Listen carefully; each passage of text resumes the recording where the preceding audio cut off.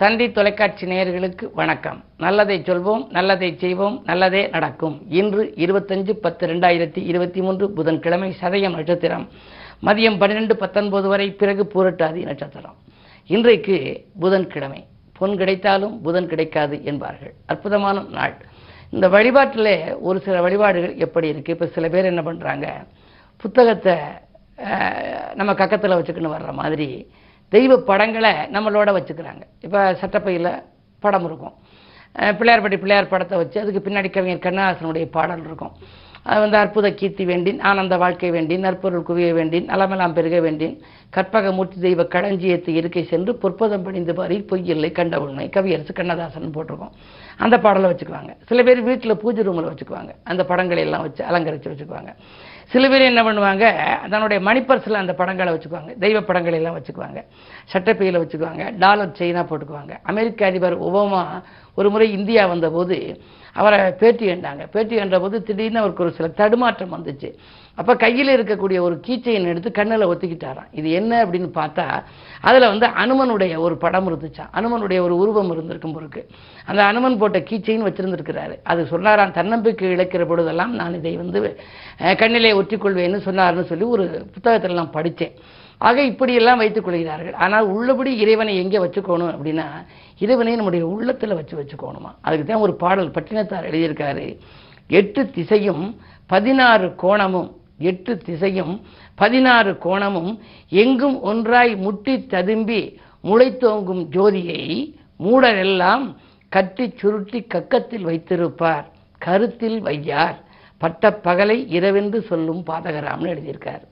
பட்டப்பகலை இரவுன்னு சொல்றவங்க அவங்கன்னு சொல்லி சொல்றாரு. இதை எப்படி வச்சுக்கணுமா, நம்முடைய உள்ளத்துல வச்சுக்கணுமா கடவுளை. கடவுள் அப்படின்னா உள்ளத்தை கடந்தவன் அர்த்தம். கடவுள் கடவுள் கடவுள் அப்படின்னா உள்ளத்தை கடந்தவன்.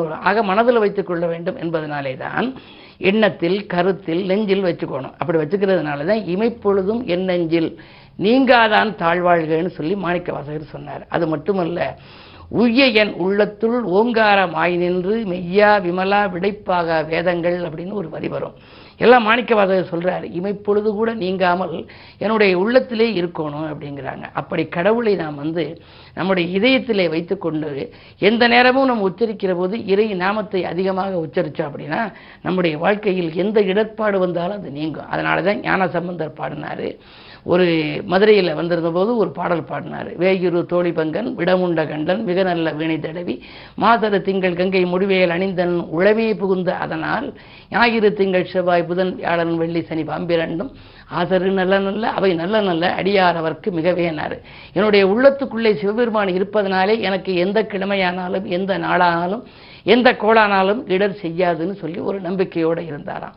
அதுபோல நீங்களும் தெய்வத்தை உங்களுடைய இதயத்திலே வைத்துக் கொள்ள வேண்டும். அதற்காக உச்சரிக்கின்ற சொற்களில் எல்லாம் அதிகமாக இறைநாமத்தை உச்சரித்தால் வாழ்க்கை வளமாக அமையும் என்று சொல்லி இனி இந்திய ராசி பலன்களை இப்பொழுது உங்களுக்கு வழங்கப் போகின்றேன்.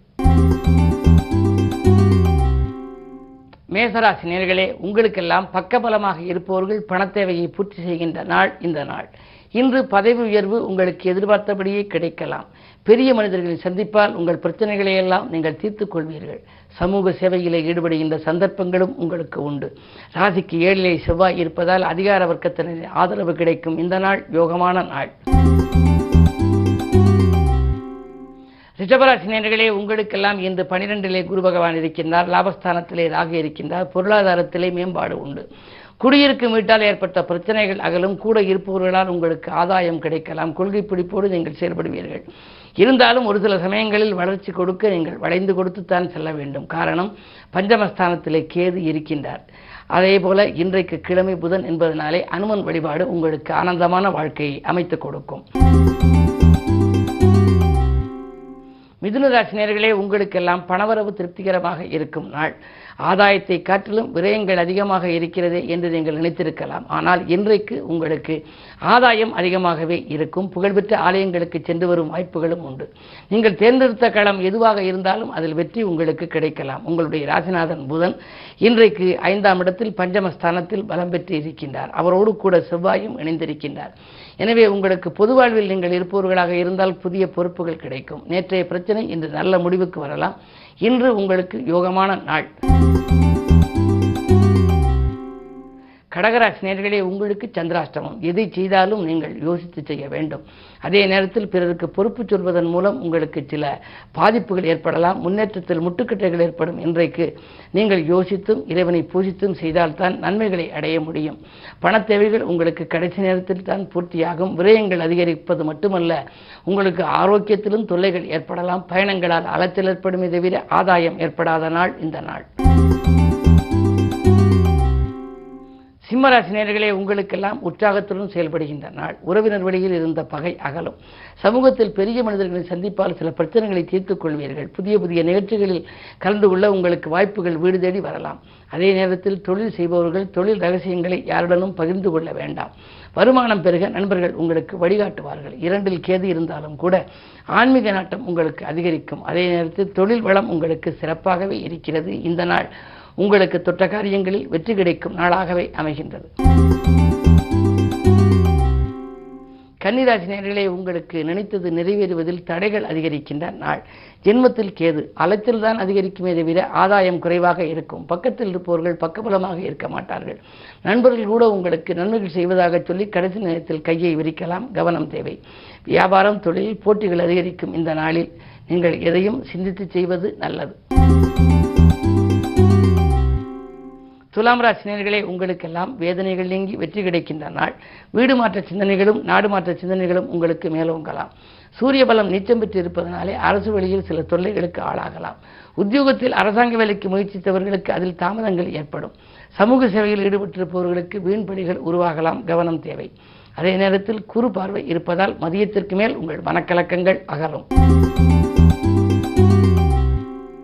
விருச்சிக ராசி நேயர்களே, உங்களுக்கெல்லாம் இன்று ஆலய வழிபாட்டில் ஆர்வம் காட்டும் நாள். அதிகார வர்க்கத்தின் ஆதரவோடு ஒரு நல்ல காரியம் இல்லத்திலே நடைபெறப் போகின்றது. முன்னேற்ற பாதையில் இருந்த முட்டுக்கட்டைகள் அகலும். திட்டமிட்ட காரியங்களை திட்டமிட்டபடியே செய்து முடிப்பீர்கள். திடீர் தனவரவும் உங்களுக்கு உண்டு. 3இலே சனி இப்பொழுது வக்கர நிவர்த்தியாகி இருப்பதால் வெற்றிக்கு வழிகாட்டும் விதத்திலேயே மாற்று இனத்தவர்கள் உங்களுக்கு உறுதுணையாக இருப்பார்கள்.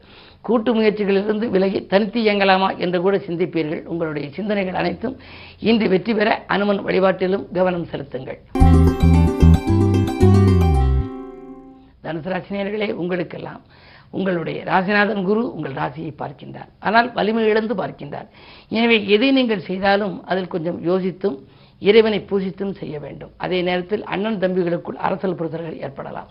குடும்பத்தில் உள்ளவர்கள் உங்கள் குணமறிந்து நடந்து கொள்ள மாட்டார்கள். பண தேவைகள் அதிகரிக்கலாம். கடன் வாங்கும் சூழலை உண்டு. ஒரு கடனை அடைக்க மற்றொரு கடன் வாங்கும் சூழல் கூட ஒரு சிலருக்கு ஏற்படலாம். எனவே பொருளாதாரத்தில் நெருக்கடி ஏற்படும். இன்றைக்கு கவனத்தோடு செயல்படுவது நல்லது. மகர ராசி நேயர்களே, உங்களுக்கு ஜென்மச்சனியின் ஆதிக்கம் வலுவாக இருக்கிறது. ஆரோக்கிய தொல்லைகள் அதிகரிக்கலாம். சச்சரவுகள் கூடிக்கொண்டே போகும். சமாதானமாக நீங்கள் எதிலும் இயங்க இயலாது.